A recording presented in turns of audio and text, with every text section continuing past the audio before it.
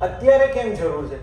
તો જ્યાં સુધી બ્રિક મેશનરી અવેલેબલ હતી અને જે રીતના આપણા સિસ્ટમ ને ગવર્મેન્ટના નોર્મ્સ હતા એ પ્રમાણે આપણે 115 એટલે 4 ઇંચ 4.5 ઇંચથી વધારની આપણે દિવાલ નતા કરતા, 4 ઇંચથી વધારની. એટલે લોજિકલી કેવું થતું હતું કે ડેમ્પનેસ પછી ઘણીવાર કેવું થાય કે એની એ જ વોલમાં મારા કન્સીલ્ડ વાયરિંગ આવે એટલે મારે જરી પાડવી પડે એટલે એની હેરલાઇન ક્રેક્સ, બીજા બધા ઇશ્યુઝ, બહારના પ્લાસ્ટર ગ્રુવ ઘણીવાર આપતા હોઈએ એલિવેશનમાં. એટલે આ બધાના હિસાબે એલિવેશન અત્યારે બહુ વધારે પડતી પ્રાયોરિટીમાં થઈ ગયો. એટલે જે રીતે જે ફિનોમિનામાં આપણે વરસાદ આવે ને એ વરસાદના હિસાબે આમાં જતે દાડે ક્રેક આવે તો પાણી ઇન્ગ્રેસ થાય, એટલે અત્યારે કરવું પડતું હોય છે. અત્યારના જમાનામાં મેક્સિમમ ટેમ્પરેચર ડેવિએશન એટલે જે ગ્લોબલ વોર્મિંગ આપણે ગણતા હોઈએ તો ગ્લોબલ વોર્મિંગનું સૌથી મોટું કારણ, જેમાં અત્યારે ઘણીવાર આપણે એક બાય પ્રોડક્ટ વાઇઝ વાત કરીએ તો એવું કહી શકાય કે ખબર નથી પડતી કે જેટલી સીઝન છે ભાઈ, ઉનાળો, ચોમાસો, શિયાળો, ઓટમ, તો બધી ઘણીવાર એક જ દિવસમાં ફેસ કરવાની થઈ જાય છે. એટલે ખબર નથી પડતી કે ભાઈ શિયાળામાં વરસાદ આવશે કે નહીં આવે.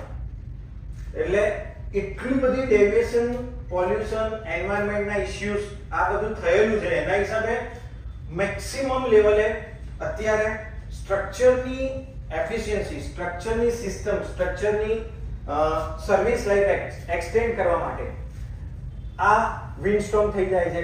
અત્યારે વરસાદની ફિનોમિના કેવી રીતે થઈ ગઈ કે મેક્સિમમ આખી સિઝન ગણીએ, અમદાવાદની જેનરિક ગણીએ તો વરસાદ 4 મહિનાની જે સિઝન હોય એમાં મેક્સિમમ 15 દિવસ હેરાન કરે. મેક્સિમમ, આમ તો 7 દિવસ જ હેરાન કરે છે. એમાં એકચ્યુઅલી જ્યારે વરસાદ મેક્સિમમ ઇન્ટેન્સિટીથી આવે એટલે બેઝિકલી એની ઇન્ટેન્સિટી વધારે હોય પણ 2-3 કલાક આવે. જેવું હમણાં લાસ્ટ આવ્યો તો પેલો 6 વાગ્યાની આજુબાજુ રવિવારે, એ 1.5-2 કલાક આવે એ સિનેરિયો. એટલે થ્રસ્ટ હોય અને વરસાદની ઇન્ટેન્સિટી વધારે હોય, એ એક ક્રિટિકલ એરિયા હોય.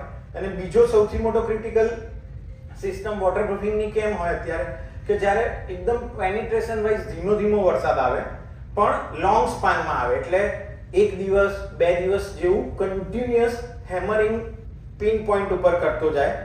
એ વખતે ક્યાં હોય, જ્યાં પણ સ્ટ્રક્ચરમાં એલિમિનેટ કઈ એક્સપાન્શન કોન્ટ્રાક્શનમાં મૂવમેન્ટ થઈ, એની ક્રેક પડી, એ ક્રેકમાંથી કન્ટિન્યુઅસ પાણી પડ્યું, એ પેનિટ્રેટ થયું અને જેટલો વરસાદ 2-3 દિવસ કન્ટિન્યુઅસ આવ્યો ત્યારે એમાંથી એક જગ્યાએથી જે રીતે એને લૂપહોલ્સ મળી સેક્શનમાંથી એ ફેસમાં પાણી નીચે આવે. આપણે પાણી અહીંયાથી આવતું હોય તો આપણે એવું સમજીએ કે લીકેજ અહીંયા છે, પણ એની કેપિલરી એક્શન જેમ ઝરણું ને જે રીતે હોય છે એ રીતની સિસ્ટમમાં થતું હોય.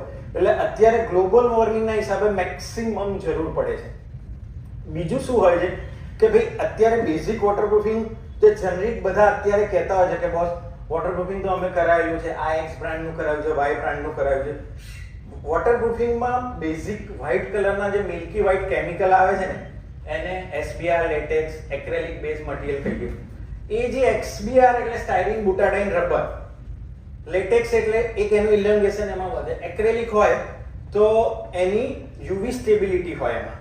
એટલે આ basically cement modifier bonding agent છે, જે એકચ્યુઅલી ટેકનિકલ ટર્મિનોલોજીમાં વોટરપ્રૂફિંગ નથી પણ એક સ્ટાર્ટઅપ લેવલ પૂરતું, જે અત્યારના સિનેરિયોમાં કશું જ ના કરતા હોઈએ એના કરતા એક આ એસબીઆર, લેટેક્સ કે વ્હાઇટ કલરના કેમિકલનું જે સિમેન્ટની જોડે બોન્ડિંગ કરીને પાણીની એડ કરીને as per the requirement A waterproofing કરીએ, એ બેઝિક વોટરપ્રૂફિંગ કહેવાય.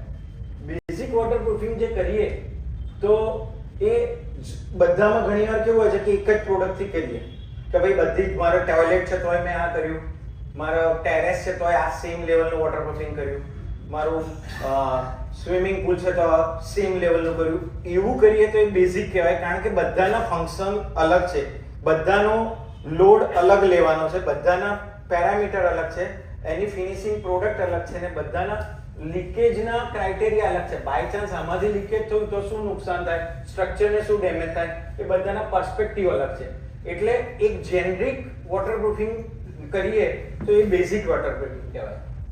વોટરપ્રૂફિંગ કોઈ પ્રોફેશનલ એજન્સીથી ના કરીએ, આઈધર એના નો હાઉ ના હોય ત્યારે એવું થઈ શકે. કોઈ એક્સપર્ટની ગાઈડલાઈનથી ના કર્યું હોય, જેમ સ્ટ્રક્ચરલ એન્જિનિયર હોય, આર્કિટેક્ટ હોય, ઇન્ટિરિયર હોય, એ લોકો એમના પ્રોફેશનમાં એટલા સ્કિલફુલ હોય કે જે એમના ઇન્વેસ્ટમેન્ટ, એમના એક્સપિરિયન્સથી એ વસ્તુને વિન વિન વિન કન્ડિશનમાં એમનું ઇન્વેસ્ટમેન્ટ થઈ જાય, એ વર્થનેસ આવે તમને. ઇન્ટિરિયરના જે ખર્ચા હોય એ માથે ના પડે અને કોઈ ગેરંટી કે સિક્યુરિટી બેઝિકલી ના મળે.